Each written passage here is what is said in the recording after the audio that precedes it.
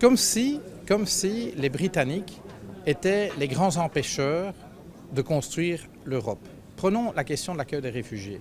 Alors bien sûr, ils ne sont pas dans Schengen, mais qu'est-ce que j'observe? C'est que ce fameux couple franco-allemand n'a pas fonctionné.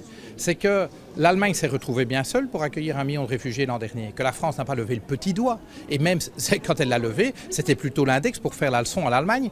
Rappelez-vous le discours de Valls à Munich.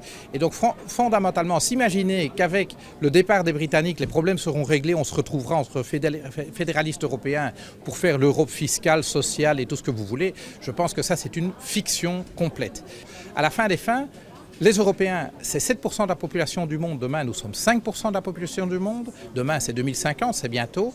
Et donc, s'imaginer que même le plus grand État en Europe, parce qu'il aurait des missiles nucléaires ou que sais-je, est encore une puissance mondiale capable d'imposer sa souveraineté, je pense que c'est une fiction et une fiction dangereuse. Autrement dit, pour les Européens, il n'y a de souveraineté au XXIe siècle que partager. Alors, on partage la souveraineté, y compris avec des gens dont on ne partage pas toutes les vues.